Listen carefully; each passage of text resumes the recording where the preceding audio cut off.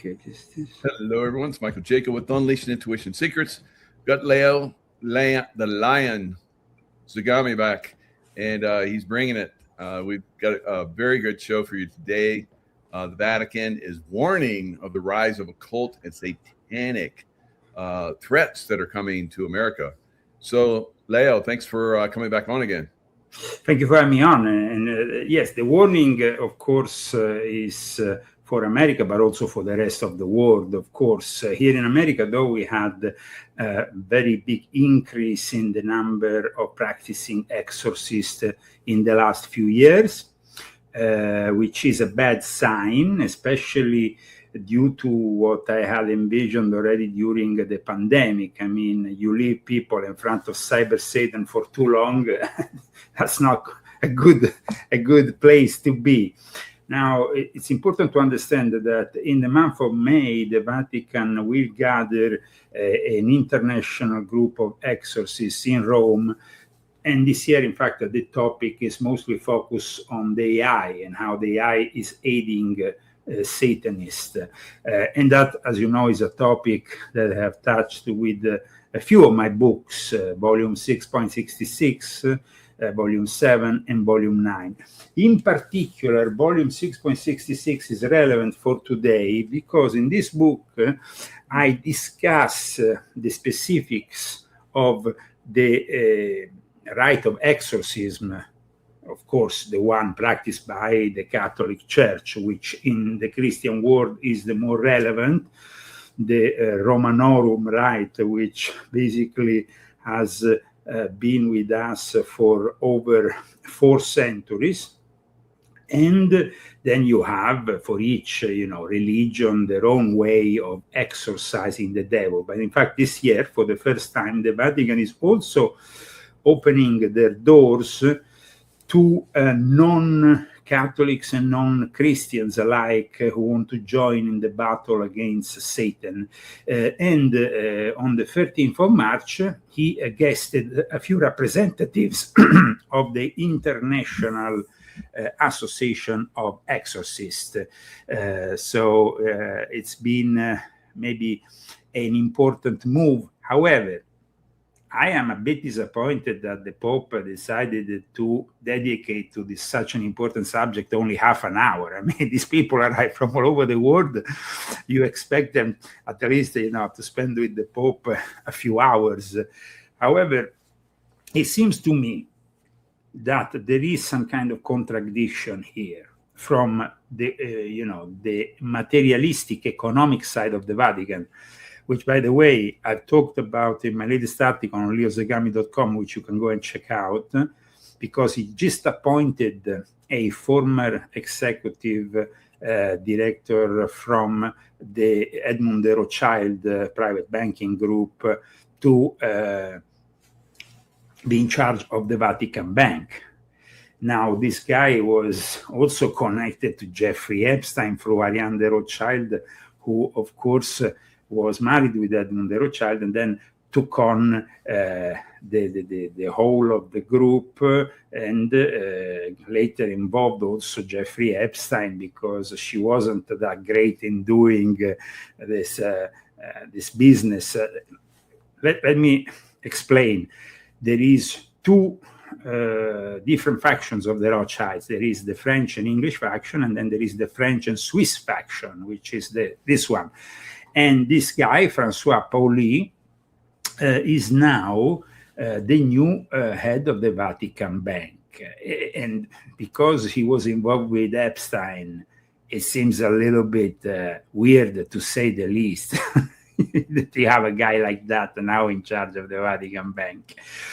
But to me, I think there is definitely a paradox here because, of course, when you're talking about money, you're talking about something that is directly connected with the devil.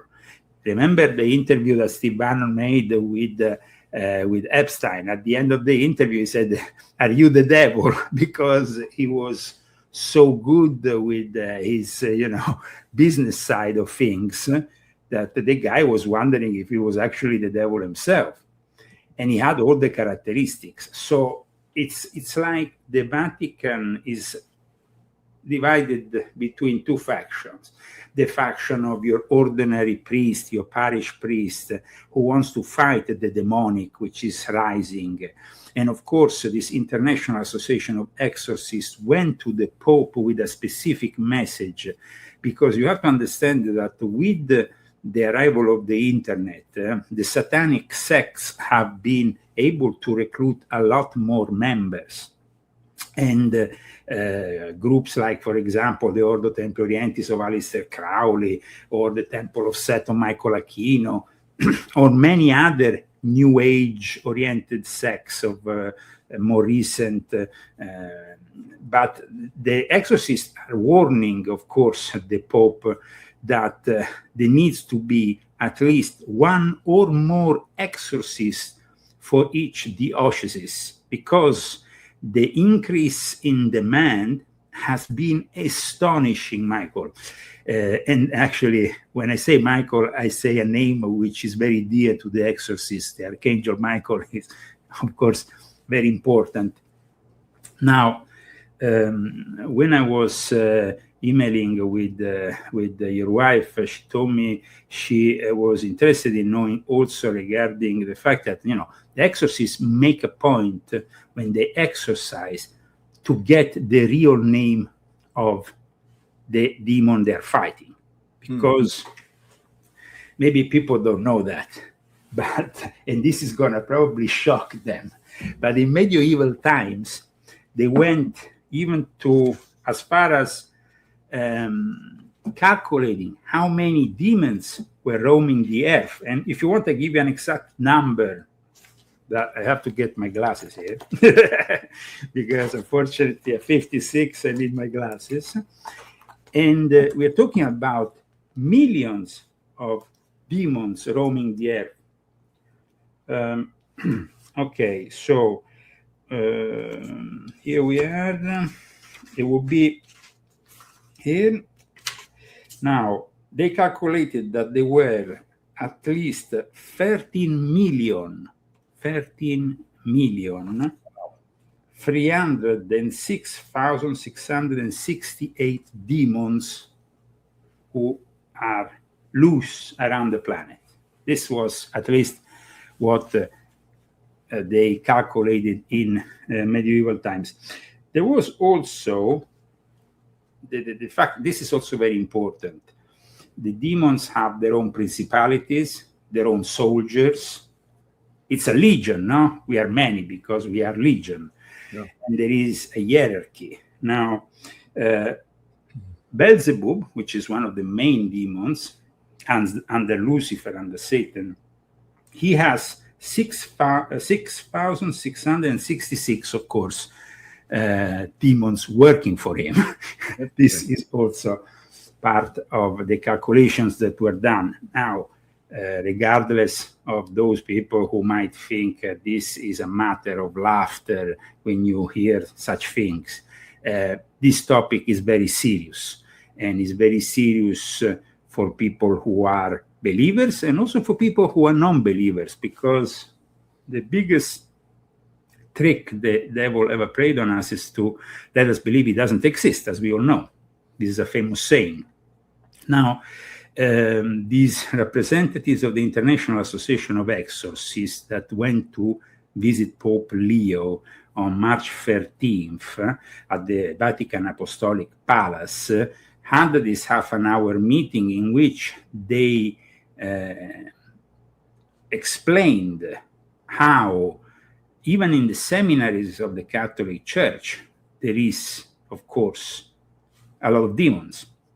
And now, when you get consecrated to become a priest, in a minor, you can actually participate to minor exorcism only, okay? Only a very few chosen priests get to become exorcists. You have to have a preparation in theology, psychology, because you have to dismiss those cases where obviously the person is not, is insane. I mean, it's simply Now, I always tend to believe that even with mental illnesses, there's always an element of demonic contact working upon, the affected. My own personal experience with exorcism has been very vast, and it's been direct because I participated to exorcism. Wow. I was exorcised myself. I went and participated to exorcism in the Middle East, in mountains, in Italy, in monasteries, in places, and I had all kinds of experiences. So, if you want, after we can, I can give you some, just some personal experiences of mine for your audience. Is it anything like we saw in The Exorcist? Absolutely. Wow. Absolutely. It's. I remember once, and this is it's quite incredible because they couldn't find a proper group of exorcists to actually quiet down this guy who was obviously possessed. He was from Africa. He was obviously in Africa. We have voodoo, the roots of voodoo. It's filled with animist religions. And so they couldn't get an exorcist. And so they said, okay, will you provide us with an exorcism? And so I went into the room and the guy was literally coming off his bed. I mean, it was rather incredible.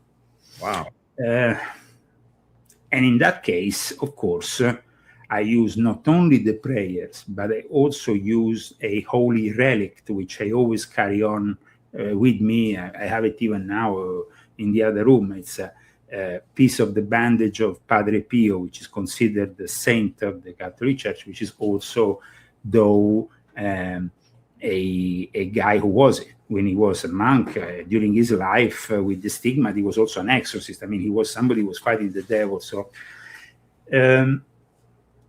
the fact that you are able to also use holy relics aside from the prayers is almost like, when you go into the battle with somebody, you might have a knife, or you might have a gun, or you might have a machine gun. Now, the incredible thing that happened with the Catholic Church is that, as you know, and we have discussed it many times here on the show, in the past, the Catholic Church, unfortunately, after the Second Vatican Council, which happened in the first half of the 1960s, gave birth to a church which was increasingly progressive. I talked about it, especially in volume 12 of my Confessions, the last installment of my Confessions that, as you know, talks about the Jesuits. I talked about the Jesuits' takeover of the church, of a church which was no longer traditional, which was abandoning the traditional Latin Mass for this Novo Ordo Missa, which was basically abandoning their traditions and facilitating this way the satanic infiltration. In fact, it's not a coincidence that the Second Vatican Council ends up in December 1965, and then you have 1966, considered year zero of Satanism. And that is also the year in which that the Sabatier Frankist of Anton LaVey founded the Church of Satan. Now, from my own personal experience, I noticed that when, at the end of the 90s, the Vatican in 1999 tried to impose a new form of exorcism, there was generally a rebellion from the base of exorcists, which paradoxically led to the creation of this International Association of Exorcists, because then there was a guy called Father Amort, which is the guy which inspired also that movie. It is not The Exorcist. The Exorcist is another movie, and it's the first of its kind. The Exorcist is a movie which I explain also in my books, was worked out in Hollywood also with the direct support of the Jesuits. So there was a lot of know-how in the way that the movie portrayed the whole thing. Then you have other movies of importance and relevance, like The Right, for example, that came out in 2011, which is based on a book, The Right, The Making of a Modern Exorcist, which is also based on real stories. And in fact, there is also a link there to a Welsh Jesuit named Father Lucas.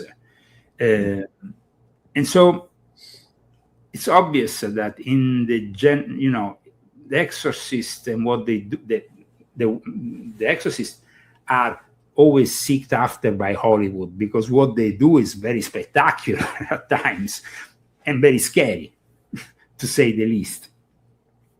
I remember when a few years ago, the film director of The Exorcist, in fact, did a documentary about Father Amorth filming the real exorcism, and it was pretty scary to actually, have the real exorcist, portrayed rather than the fictional ones. Yeah. Because what happens with Satan is that he can get into your body through you opening up to the occult, but also in an innocent way, through the Ouija board, through certain video games, through certain books on the occult that maybe shouldn't be read, and people playing around with the things they don't really know about. Yeah. And I've even heard some people have said that they actually, when they make these movies, sometimes they cast spells in the movies that will, when you watch the movie, will come off if you're not strong, if you're weak or whatever, and you're like easily, influenced, because a lot of people really get scared by these movies, and I think that opens you up.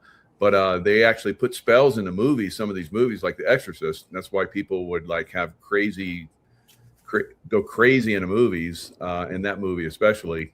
What are your thoughts on that?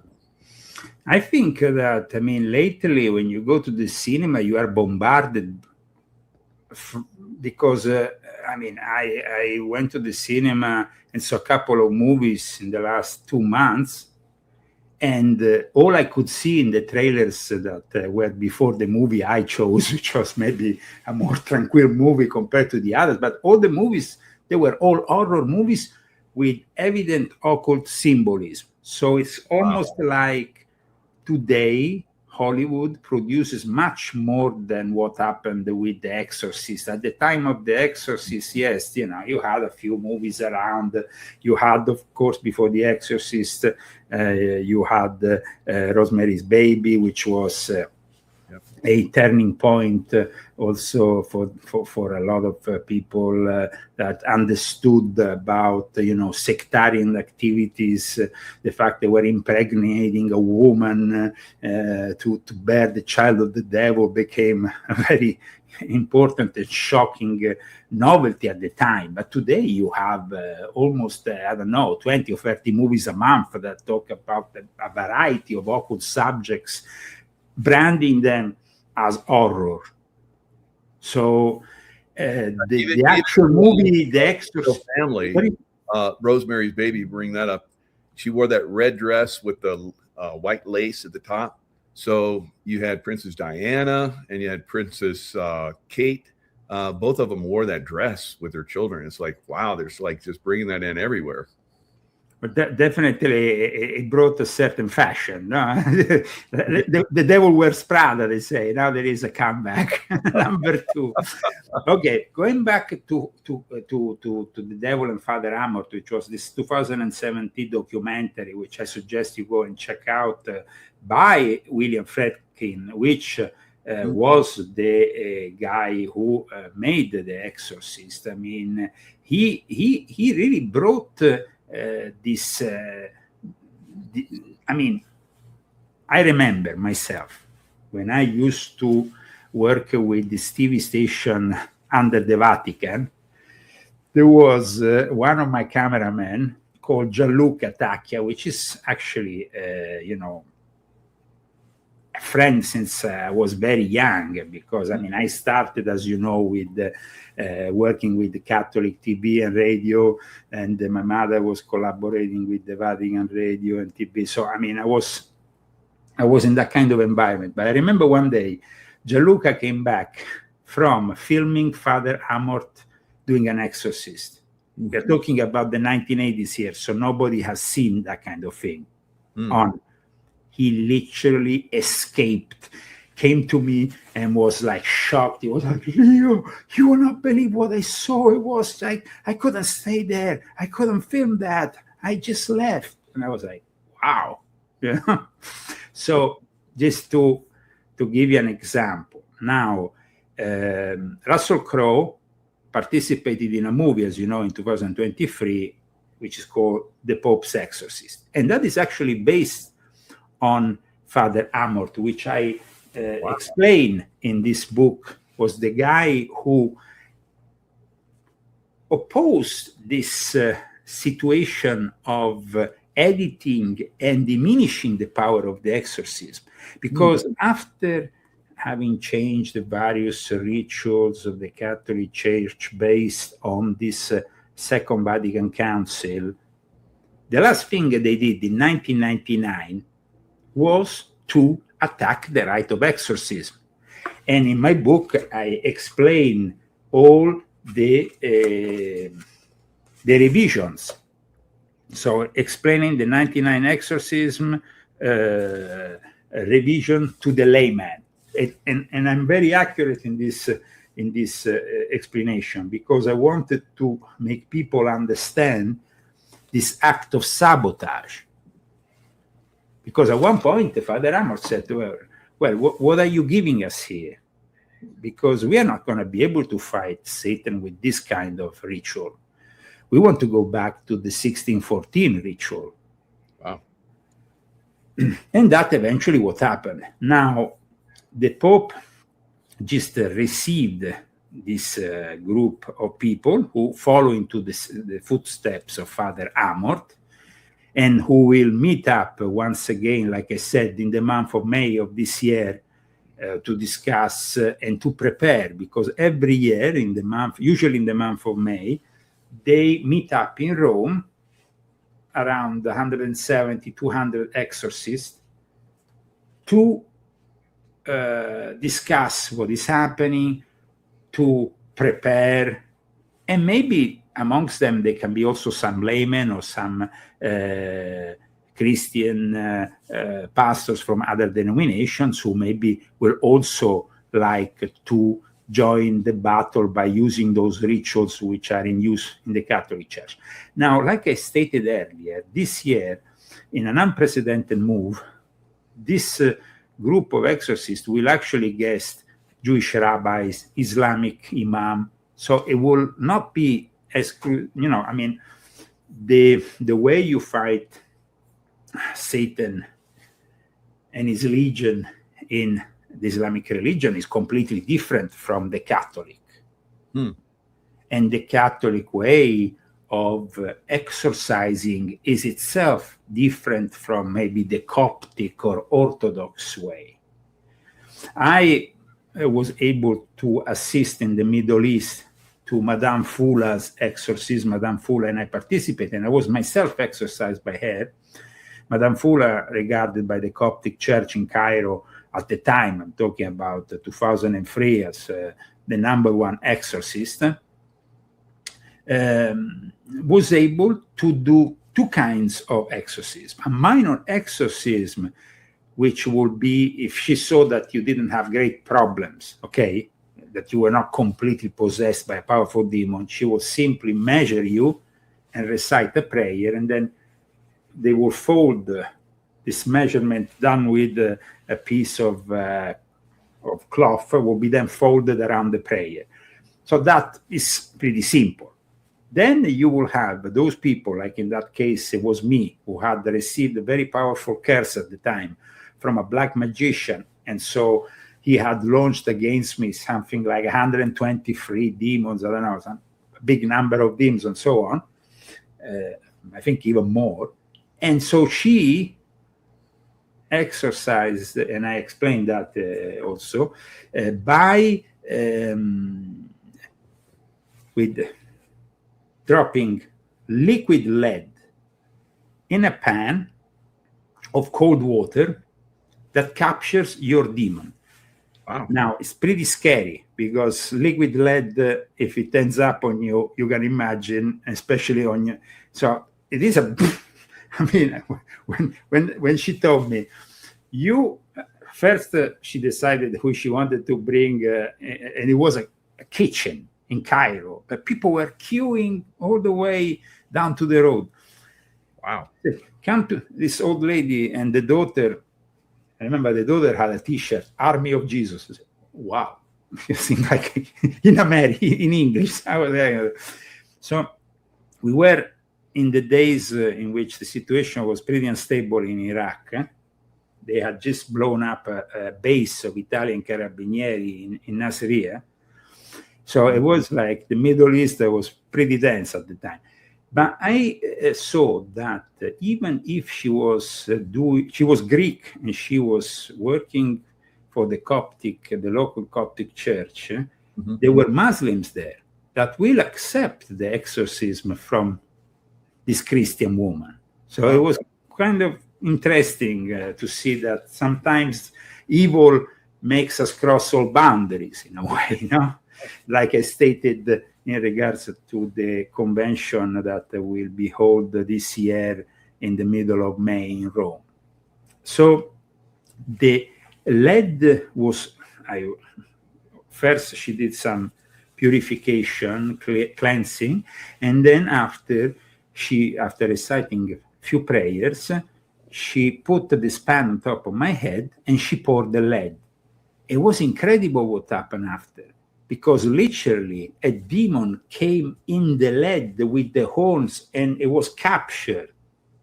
The image of the demon was in and it was, like I said, hundreds of demons with a big demon. Wow. And the image of the demon actually because of course liquid lead and water, and it gets immediately very hard. And at that point, she said, we captured him. And I was pretty impressed by this technique because I had 10 years earlier another exorcism by a Franciscan monk in an Italian monastery. And that, of course, was conducted following the criteria of reciting the prayers from the Romanorum Rite of 1614, blah, blah, blah. And in the end, you are, liberated from these demons through the power of prayer, of course. In this case, the power of prayer had also some kind of practical element added to it. Now, I don't know how practical would it be if you had somebody spinning with their head like Linda Blair in The Exorcist and put a finger, of blood on their head, because probably that would be a little bit.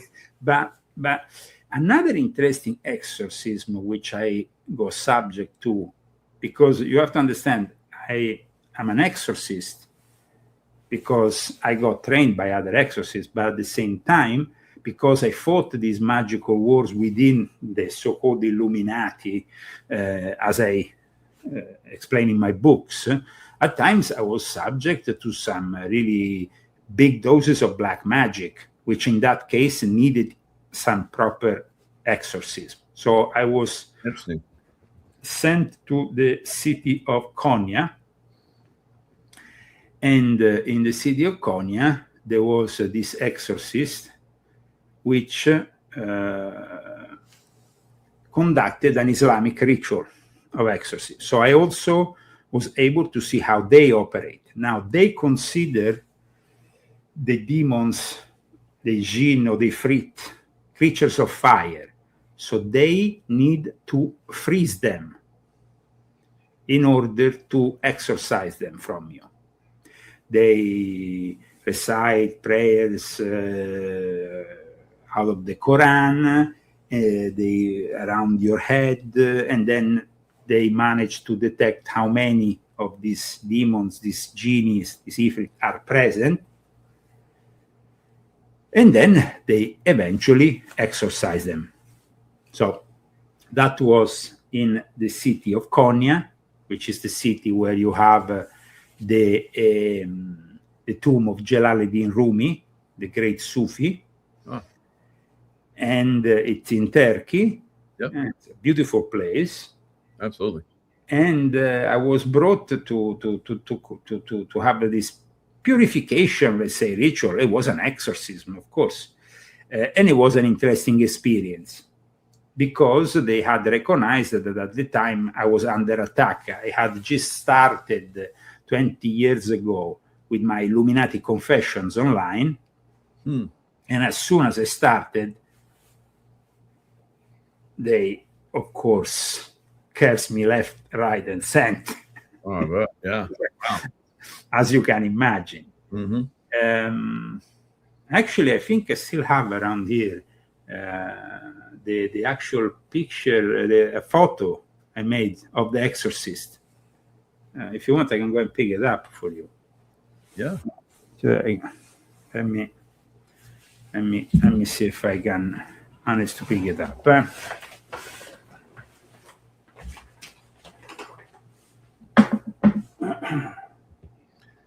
Wow, fascinating subject from somebody that's actually been to exorcisms and has been exorcised as well. Wow. Yeah, in various traditions also, because like I said, it's not. Yeah.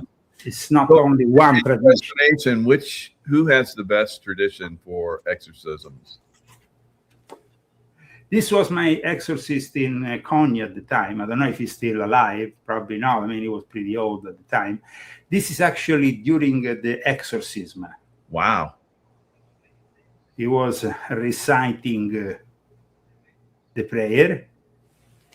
As you know, I wrote a book on Islam and the eternal conflict in the Middle East, which is volume 10 of my confessions, in which I also talk a bit about my experiences in the Middle East. And I think this book is definitely relevant for what we are living today in the Middle East. So I highly advise you check it out, volume 10 of my confessions.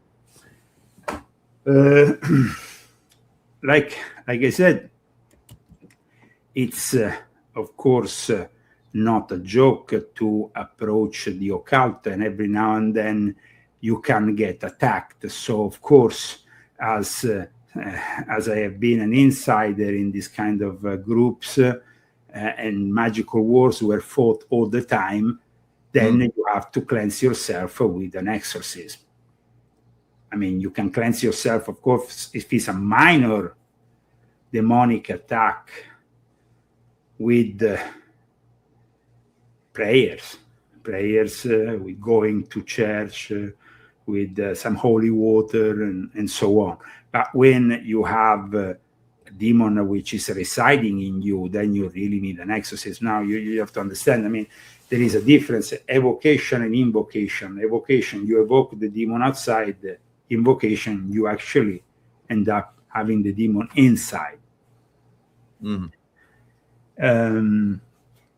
So we are now living in a situation in our society in which, like Father Ripperger, I mean, I'm sure you heard about him.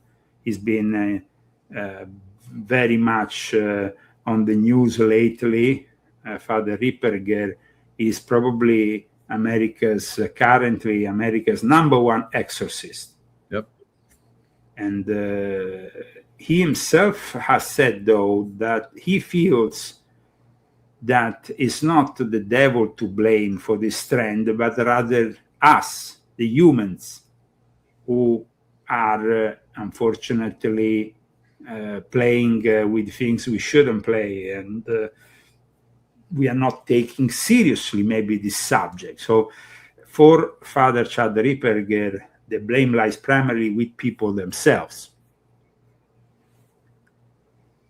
And it's not about the fact that there is more demons roaming the earth, but it's the fact that we are opening up to them more than we used to. So I think that is an interesting thing he said lately in an interview, because the demons are empowered more and more by people who commit evil deeds, but also people who are not aware of the evil they are committing, or are simply not aware of the fact that they are letting Satan in by doing things that are highly moral and dangerous for your own soul. Now, we have noticed that, you see, fortunately, people today don't seem to believe their actions have consequences in this sense. So at that point, it becomes very easy for Satan to come into their life when you don't believe in Satan. Like I stated at the beginning of the show, then, So according to these exorcists who went to visit the Pope, there is though also a blame in the spread of esotericism and the occultism. Now, how this spread happens, it happens like we stated earlier. It can happen even simply playing with the Ouija board, no? Like we see also in the film The Exorcist. It's a great point of entry for the demons once you start playing with divination. So tarot cards can become also a point of entry. And of course, today we have an obsession with these various sects and practices that eventually will turn out to be dangerous. Now, apparently, during the meeting that there was at the Vatican on March 13th, Pope Leo publicly appreciated the past work of Father Gabriele Amort, the one we mentioned earlier. Oh, great. And because he founded, like we stated, and like I stated in this book, the International Association of Exorcists back in 1994. And when in 1999, which is, by the way, also the year that great exorcist Father Malachi Martin died, and he died in mysterious circumstances. I don't know if you know a little bit about Malachi Martin, about his mission, about what he was.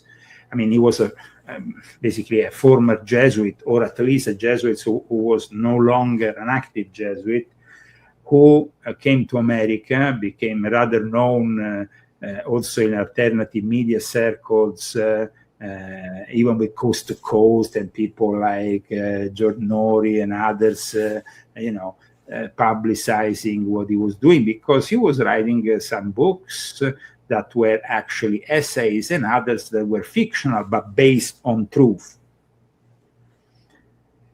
He had been the secretary of Cardinal Bea, who was a Jesuit cardinal of relevance during the Second Vatican Council, but actually, after probably participating in the Second Vatican Council and apparently even being witness to some satanic activities that led to a black mass inside the Vatican, wow. He said, okay, I'm leaving.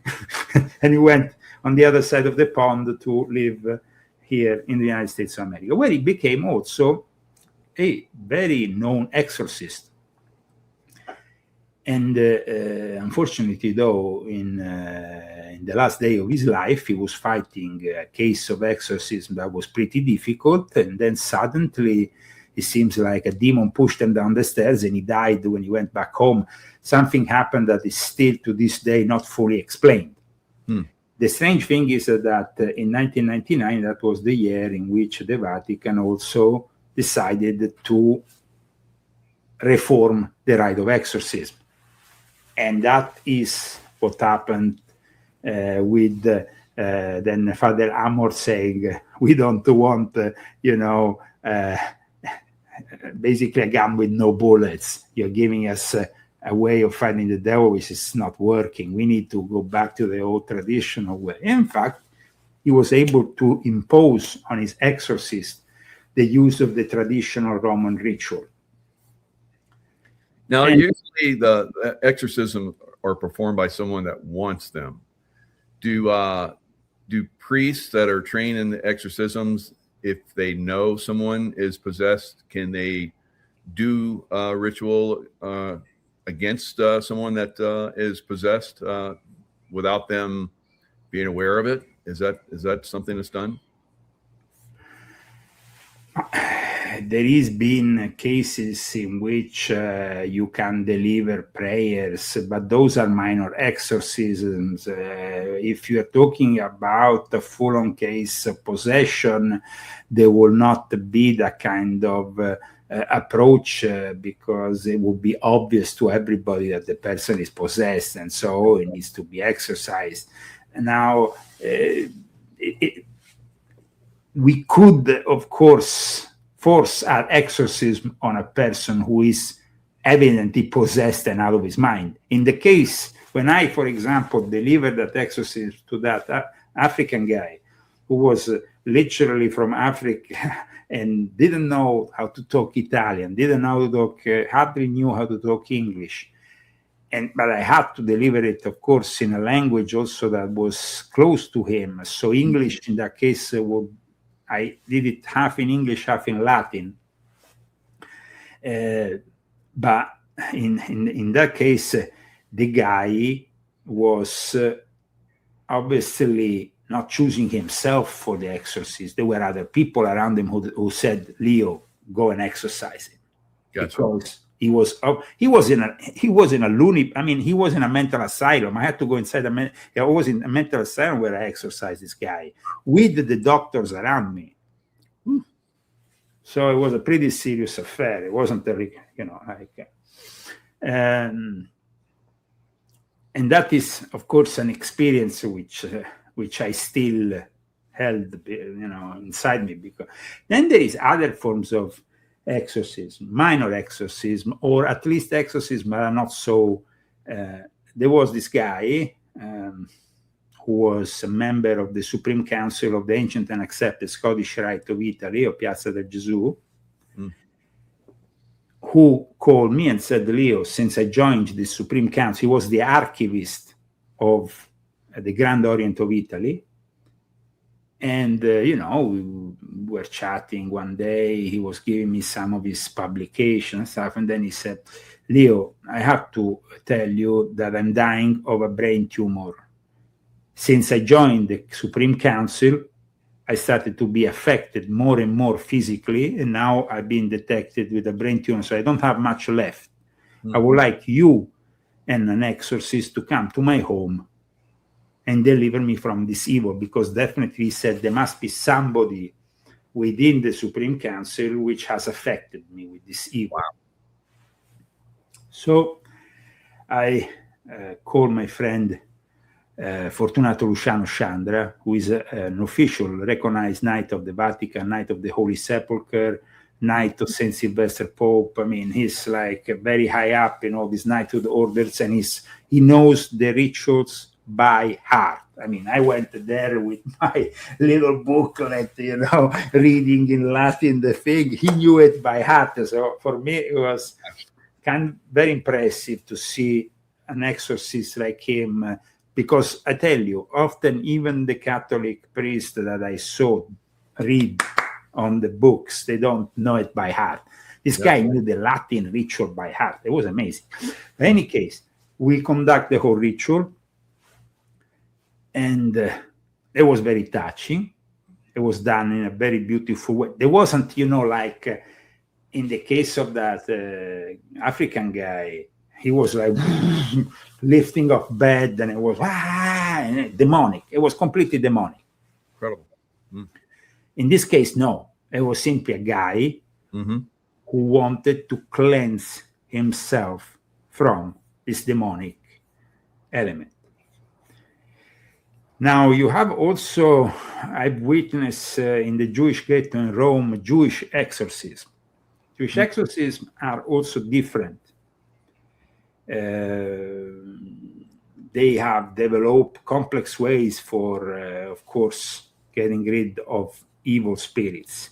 The interesting element in the Jewish exorcism is that they exorcise what they call the D-book, which is basically, in their concept, we're talking here not about a fallen angel, but rather a malicious possessing spirit that is a dislocated soul of a dead person who is persecuting a living person.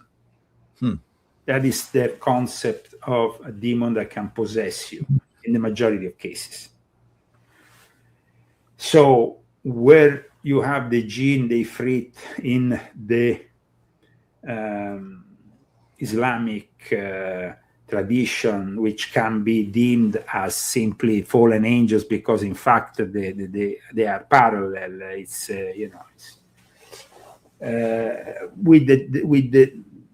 with the Jewish tradition is a little bit different.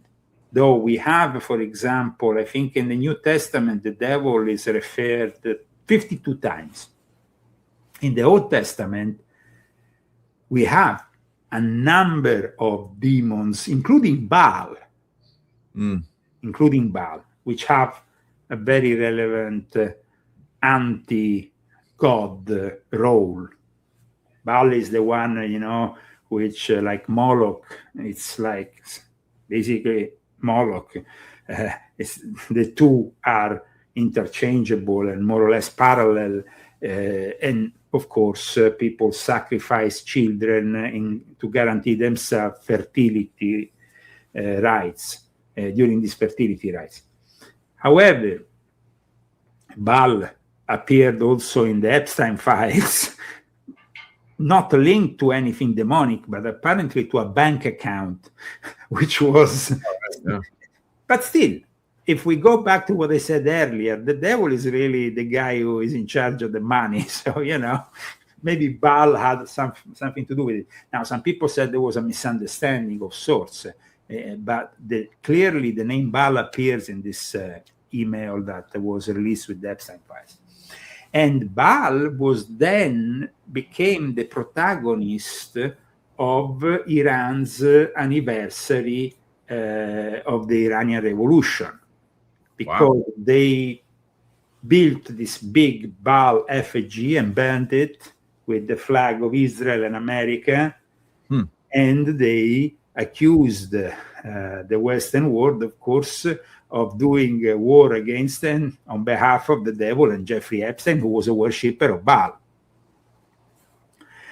Now, if we have to be honest, I mean, Jeffrey Epstein was a worshipper of Baal because he was a pedophile, and what he was doing was monstrous, and we don't know still the entirety of it. I mean, we are still searching for bodies in Zorro Ranch, and who knows if they're gonna let us find them.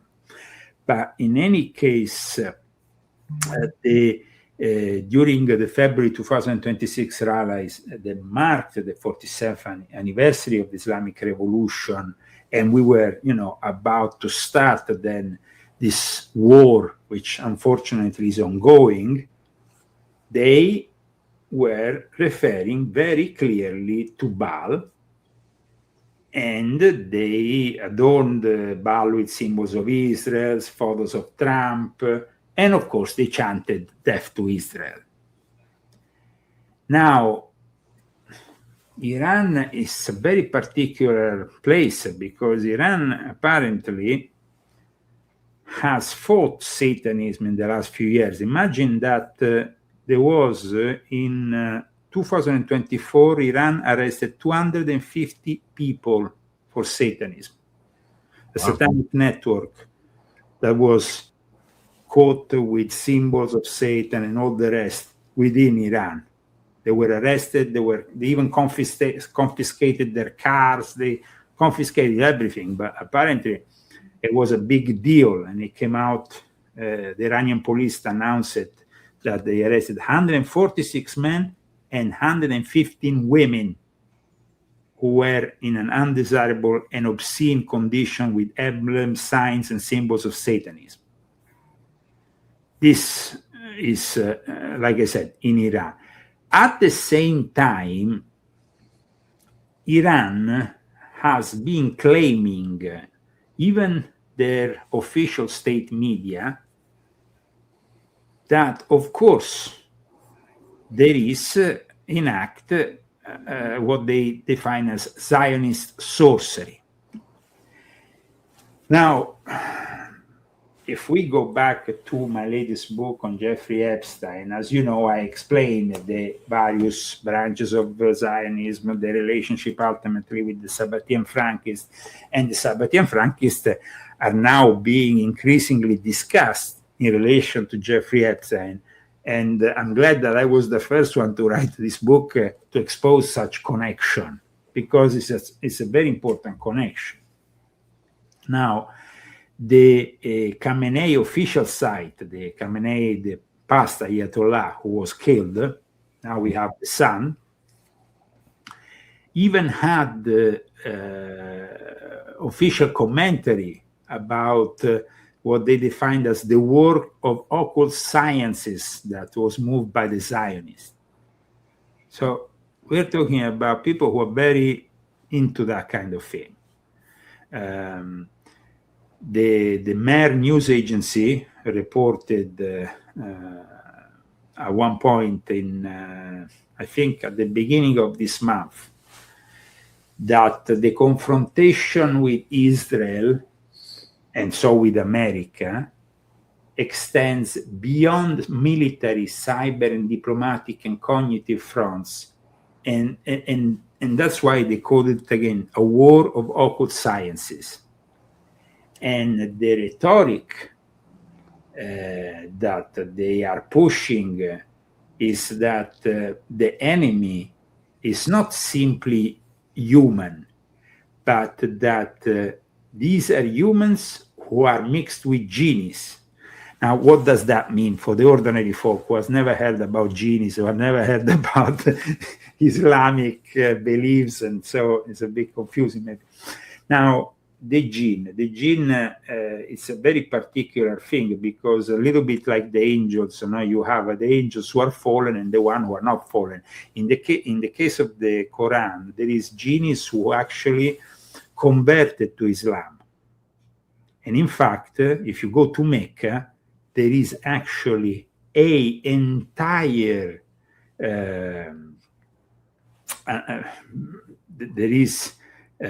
an entire area dedicated to the jinn. And you are forbidden to enter this area. So it's kind of rather interesting that they actually claim that this area is, this mosque dedicated to the jinn can't be, frequented by humans. And I know of a human who actually attempted to go and pray there. And I tell you, by their own personal witness to what happened, after a few minutes of them, bowing down and doing the prayers, an invisible force patted them like this on the shoulder. Wow. And then told them, this is not place for human. Go back to your mosque. This is like our own mosque. So then you have, of course, the genies and the ifrit who are demonic, who are satanic, who are tempting, who are working for Shaitan. Not Satan, but Shaitan is Satan. Huh? And so the fact that they describe Iran's enemies as both jinn and human is because at one point it came out many years ago. I'm talking about 2016, 20 years ago, actually. When I started my Illuminati confession, this news came in that the leader of this important Islamic group, which actually resides here in Pennsylvania, Fethullah Gulen, who works for the CIA, and in fact is protected by the CIA, even after their own, because he has an immense and powerful Turkish cult operating worldwide, of Sunni Muslims, and he's part of the chain of 40, of the golden chain. It's a whole thing, descendants of the prophet, and blah, blah, blah. In any case, this guy said that the CIA was working with the jinn. He actually stated that officially during, one of his public talks. And because his public talks were being recorded, and so this became an official statement. But it's no wonder. I mean, when you had in the American military people with like Michael Aquino, the former head of the Temple of Set, now he's no longer with us. But I mean, that gives you an idea. I mean, he was in charge of mind wars. So if you have the genies you add the genies into the equation, it's just like part of the whole thing. No? Now, in regards to this multidimensional struggle it's like in Iran, the Mer website, I mean, we're talking about Islamic Republic official messaging from the website, is claiming evidence of a supernatural warfare with America. They also called a multidimensional struggle against Israel, alongside the cyber, diplomatic, and psychological fronts. And Khamenei's site, the late Khamenei's site, even expanded on the team, because there was this Ayatollah Hamad Abedi who said, the Jews, and in particular the Zionists, pursue metaphysical matters extensively, and asserted that Mossad engages in such practices as well. Wow.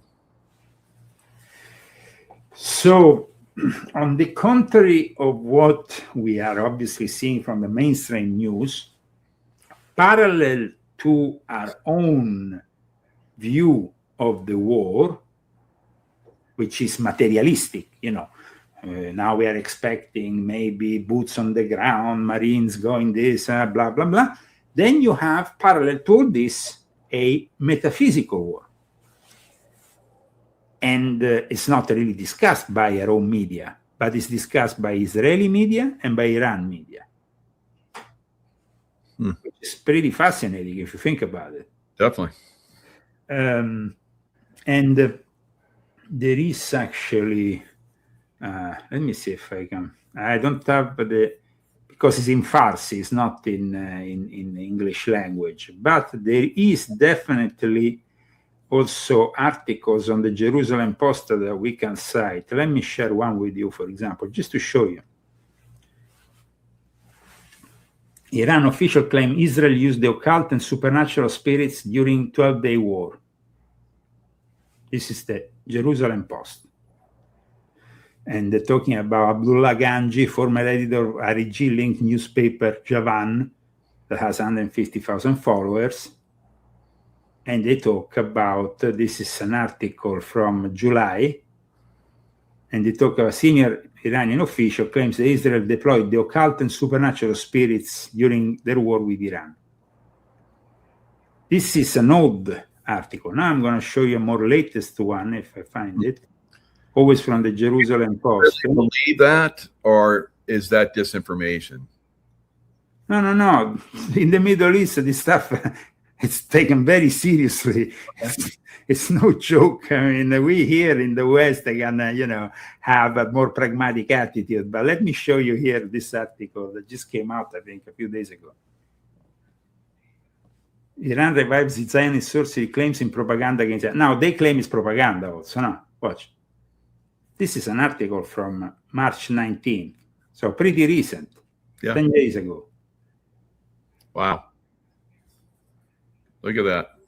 So there is a parallel war going on that is not really, and I think that today in our show we were able to at least touch on this, because most people don't really want to discuss these topics.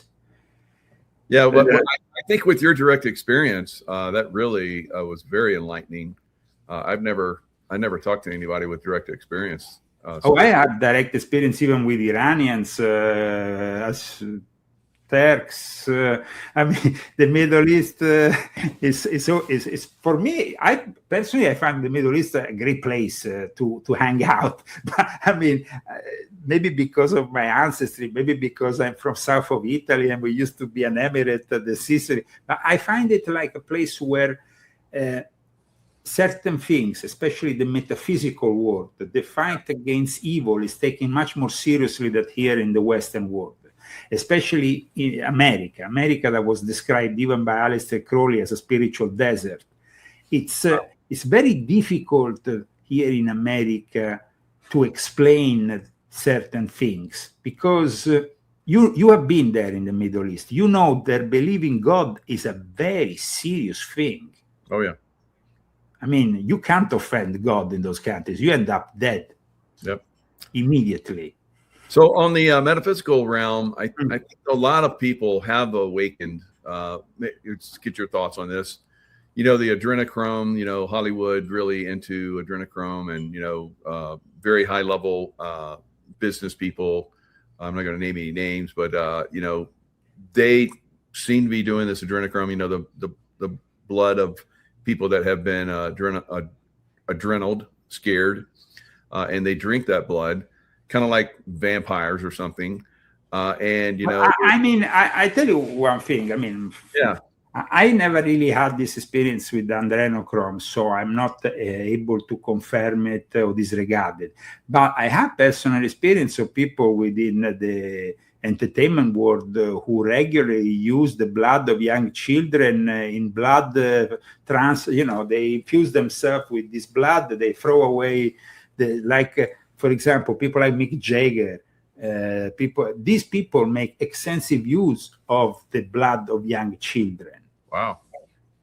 And it is actually well known that it's a technique that was even used in sports to change your blood because, of course, it brings your oxygen levels high and you're complete. But these people who make extensive use of drugs, and of course then it's like throwing away your blood and picking the blood of young children. It's very vampiric in itself. You don't need adrenochrome to understand that even that kind of practice is pretty evil, if you think. Right. There's, you know, that movie Fear and Loathing in Las Vegas with Johnny Depp. And yeah. When at one point he comes up with the chrono. What is this group called? The Hollywood Vampires. So it's like a lot of that seems like it's in our face, but people don't, like you're talking about. We're here in America, it's just like a spiritual desert. You know, people just don't accept that that's probably real. Yeah, they don't accept that it's probably real. But now we have this incredible increase of evil, which is facing even the Vatican, and they have actually said that. There has been an enormous increase in the request for exorcism. So because the exorcism, like I explained, they have to be highly specialized. Here in America, up until 6 years ago, you didn't have many. You could actually not count them on two hands, but you might have had only a few in the whole of America. Now, apparently, there is been a rise in actually presence of even exorcists in the diocese, and there are hundreds now of exorcists already, and they want more. Yeah, so okay, this demonstrates that yes, the facade is the facade of a spiritual desert. But at the same time, it seems like this demonic problem is really affecting people and affecting them to a point that they are requesting their bishops to intervene and to have on-duty exorcists basically on call 24/7. This is what they are requiring the Pope to give them. Mm. It's not just there's been like a 600% increase in the numbers of exorcisms. Do you think there's more demons now, or do you think that that the demons are just getting flushed off one person and going to somebody else, or what do you I think? don't think, like Chad Ripperger said, like Father Chad Ripperger said, who is himself a great exorcist. I know that he's a wealth of knowledge, also theologically speaking, so I have a lot of respect for him. It's not really about more demons. It's about how the demons reach you, how they are able to reach you in a much more easy way thanks to the internet. If, for example,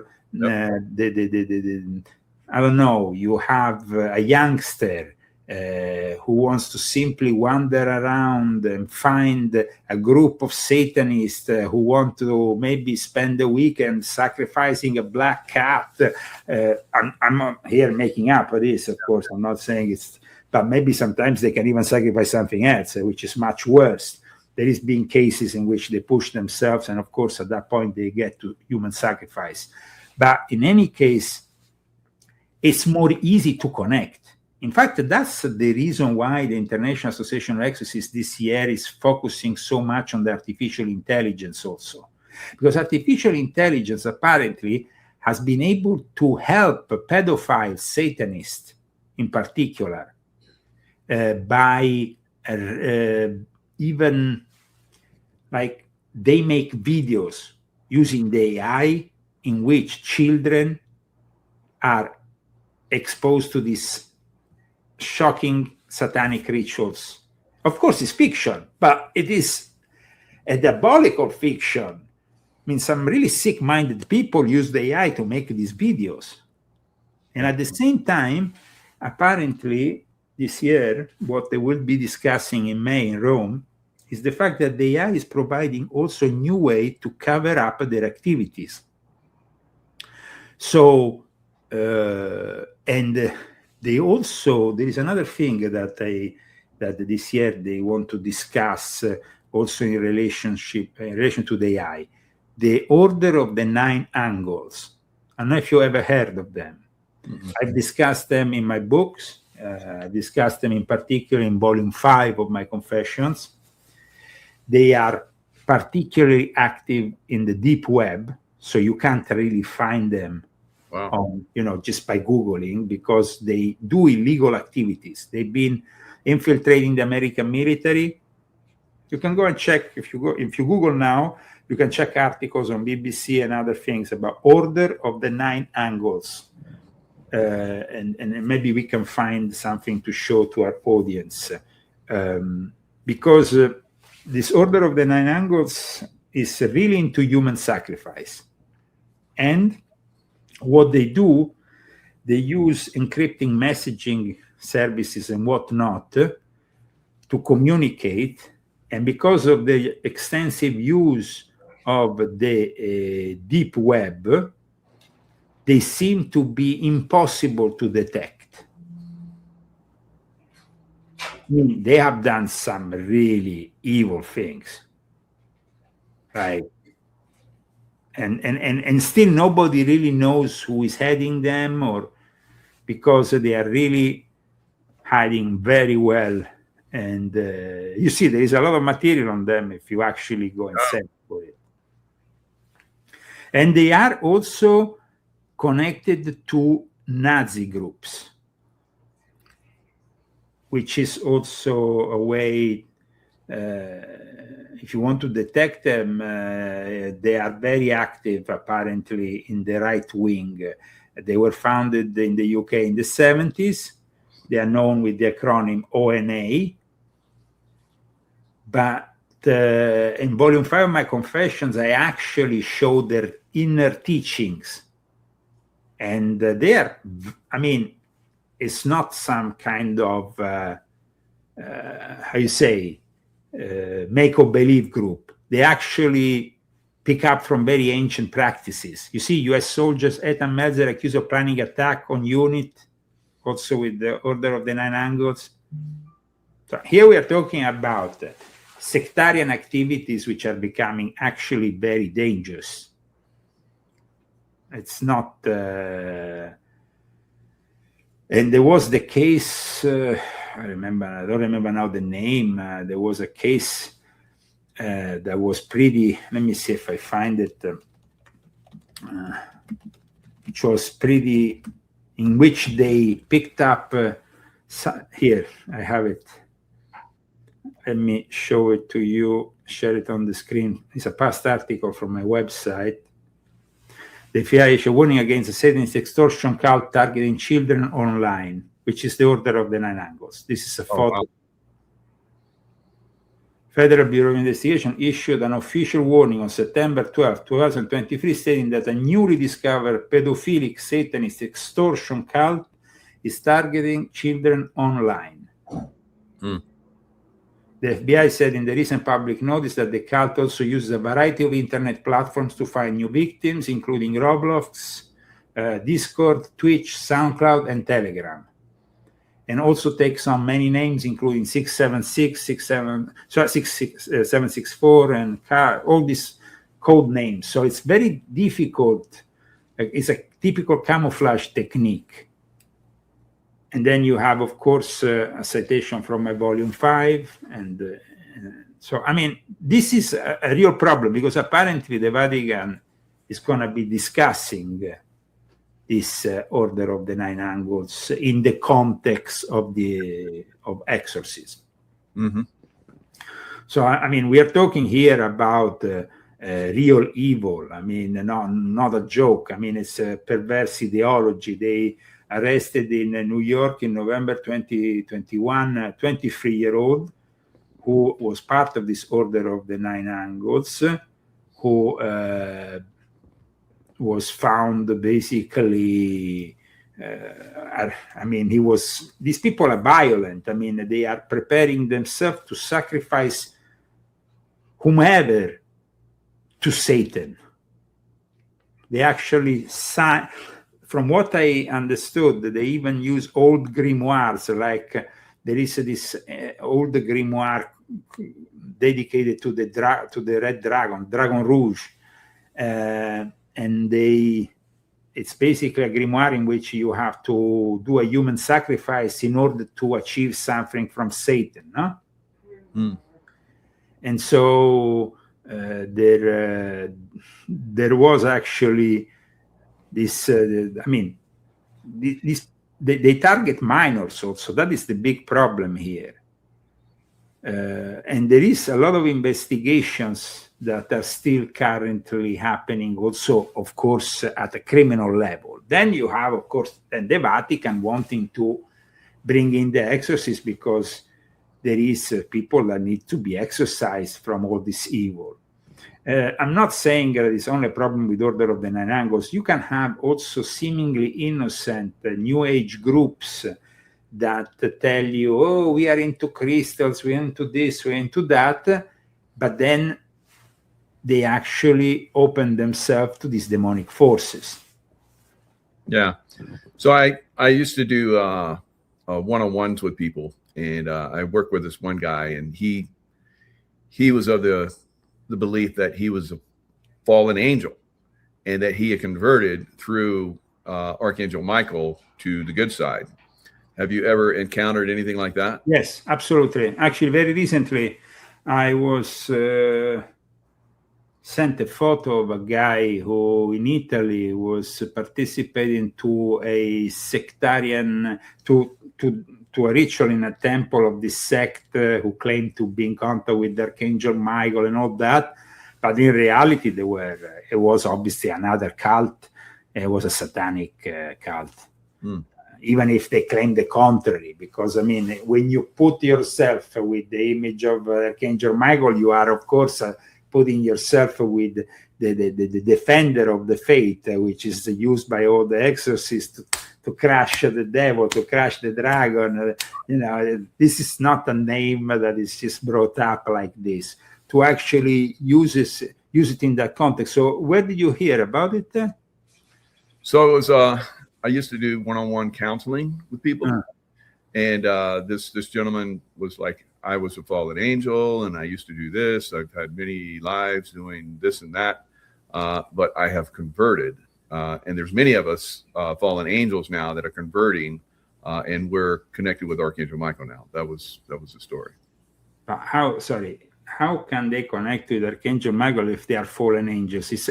In a way, if you think about it, it's already a paradox, because fallen angels should connect with Lucifer, should connect with Satan, should connect with Beelzebub, should connect with Leviathan, should connect with Baal, should connect with demons who are fallen, not in the heavens defending the faith. It doesn't make any sense. So if you think about it, their whole theological asset is wrong. Eschatologically, they are very confused. It's a little bit like Peter Thiel. He went to Rome, and I wrote an article about it, because he went to Rome to do these lectures on the Antichrist, close to the Vatican.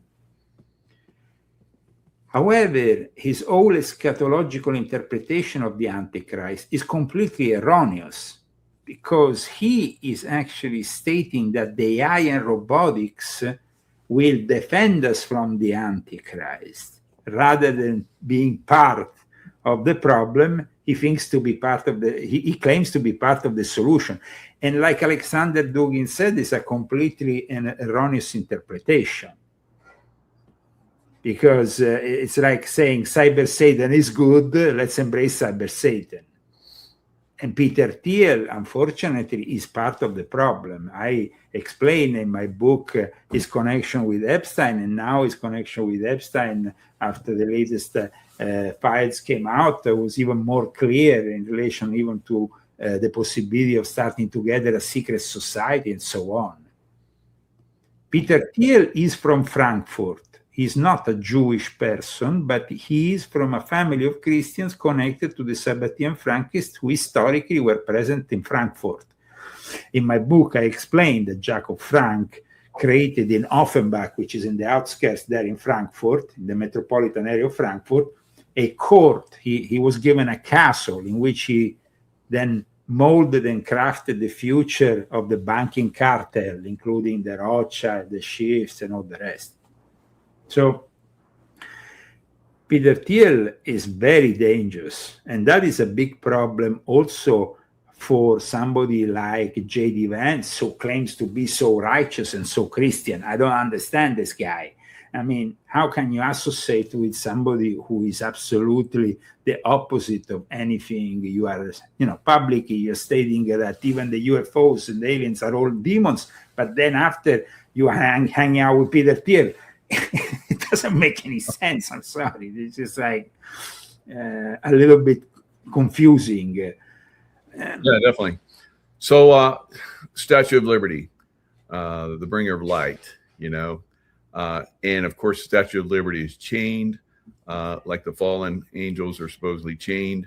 What are your thoughts of Statue of Liberty? Is that Lucifer, or? Statue of Liberty was donated by the French Freemasons. Right.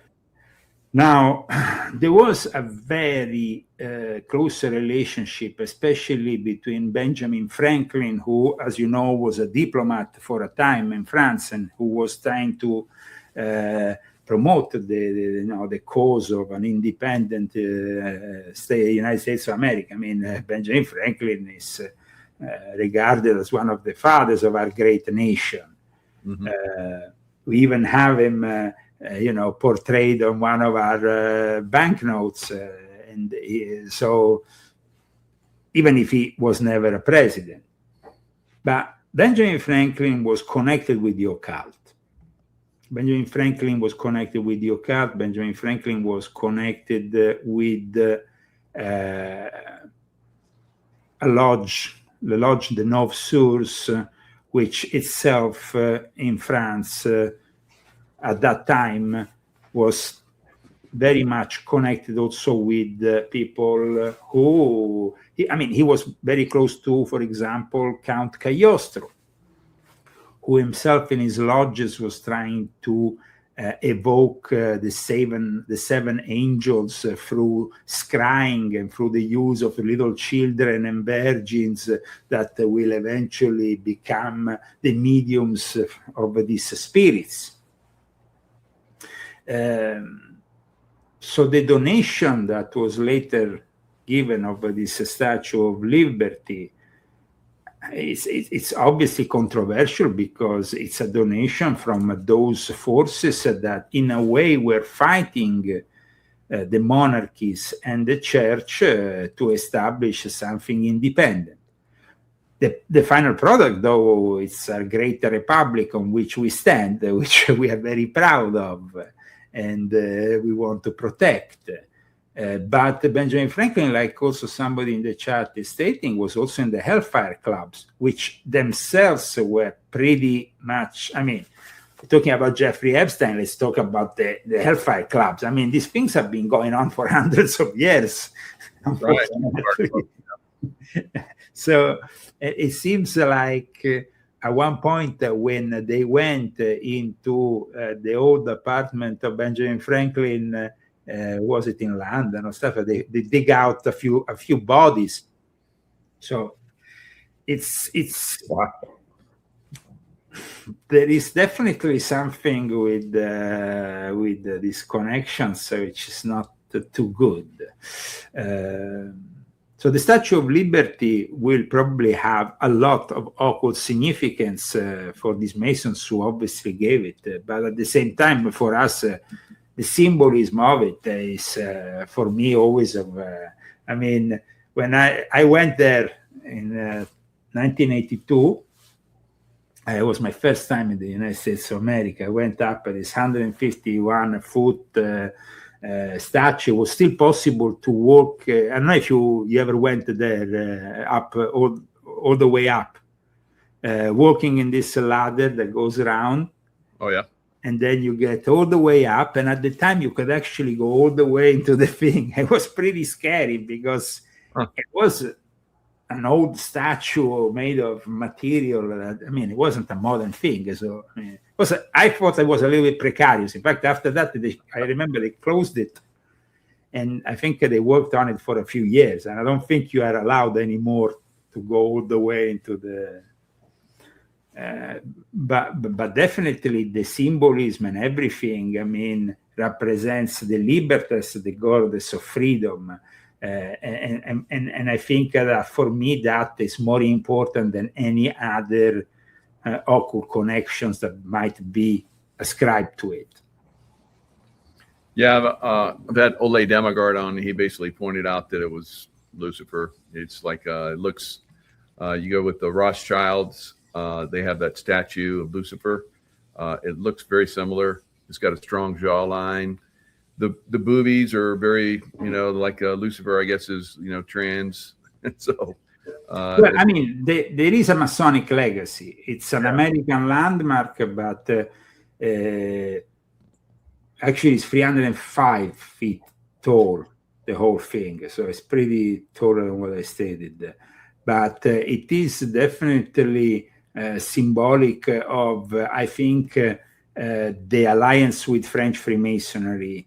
And in fact, the guy involved into the donation, I mean, it was it belonged to the Lodge Alsace-Lorraine in Paris. So it was actually an official Masonic donation to the United States of America. It wasn't just like an object. Right. There was something a little bit deeper in it. I mean, the idea that they commissioned this great gift and this whole thing for the century of the Declaration of Independence, I think it was very important for the French, because in a way the French had helped the American independence against the British, and so in a way they were reiterating that support. And it was, by the way, very interesting the fact that in the exact period in which the Statue of Liberty was donated by the French Freemasons in the 1870s, the actual French Freemasonry, the Grand Orient of France, was breaking from the United Lodge of England. They were actually going their own way by no longer recognizing in the regularity of Freemason, you have to have God, and you have to have a volume of the sacred law, which is either the Bible or another holy book. from that moment onwards, they shifted towards a more agnostic version of Freemasonry, without the obligation of, you were not subject to believe in God any longer.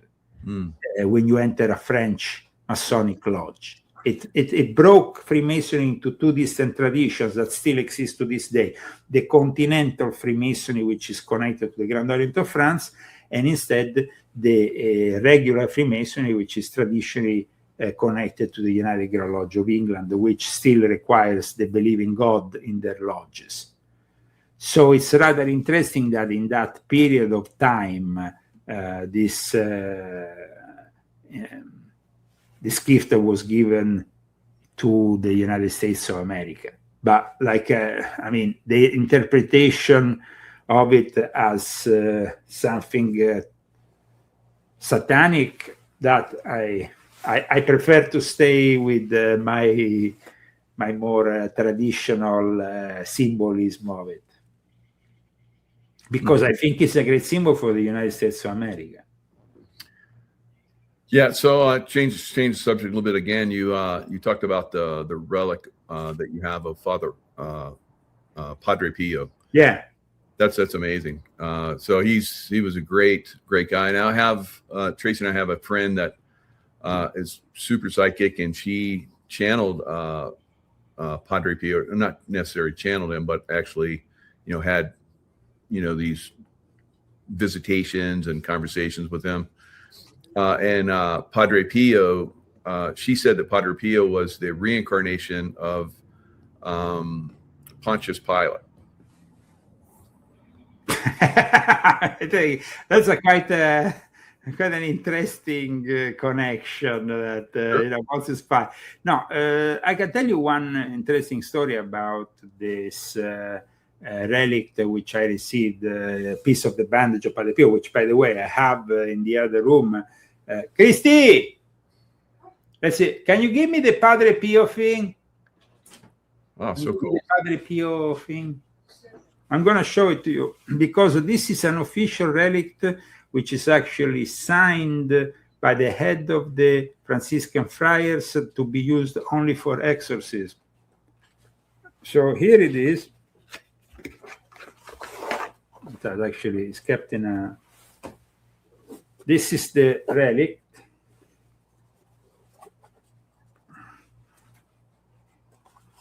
So here you have the officiality of it.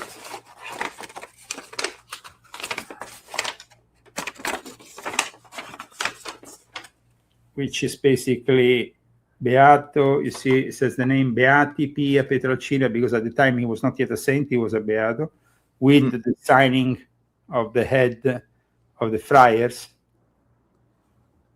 that this is a genuine piece. And then inside you have this, which is a piece of the actual bandage word on his stigmata. Wow. And it's kept in a thing here. Beautiful. Then you have, of course, also the medal that was given. Oh, beautiful. And this was given to me, it's no longer, it just died recently, by the guy who he was the brother of his grandfather was the doctor of Padre Pio, and so he was left with a bunch of these bandages. And then the Vatican, when they nominated him first Beato and then Saint, of course, reclaimed and then put together like this, because, of course, this is a weapon in the hands of an exorcist against Satan. It's an official weapon. So it's kept in a certain way, let's say. I hope that today we gave your audience some extra. Oh yeah, definitely. Some extra. Yeah, thanks so much. Yeah, it's great chatting in the audience. It was good information. wow. Like I said, I've never met anybody that actually has done or has had exorcism done on them. So that's I think that that is very important in this day and age that we are living here, in the proximity of probably the arrival of the final Antichrist, and with the rise of Satanism, which is now being acknowledged also by the Vatican. And it's an important acknowledgement, because I remember that 5 years ago, when we were in the midst of the pandemic, I wrote on my website that there will be an increase in cases of possession, and the Vatican instead dismissed me by saying, "Oh, there is less cases now." I said, "Wait and see. Just leave your children alone in front of the computer for a couple of years, and let's see what happens." And I was completely right, unfortunately. And now there is the need for these exorcists to go and do their job. While we have to separate here, the Vatican, which is made of administrative power, of Masonic power, of worshipping of money and power, which is prevalent amongst the cardinals, with the people like Father Chad Ripperger, who himself acknowledged that there is Satanism in the Vatican, or Father Amor, who even confirmed to people I know that there is Satanists who practice Satanism in the Vatican. So we are at a turning point in our history where we really need to be aware that this evil is spreading, especially for the younger generation. So thank you so much for having dedicated today's show to this very important topic. God bless you all, and we will hopefully see each other soon. Check out my website, leozagami.com, for my latest articles. And of course, you will find also the links to my latest books. Take care, guys. Take care. Thank you. For the best.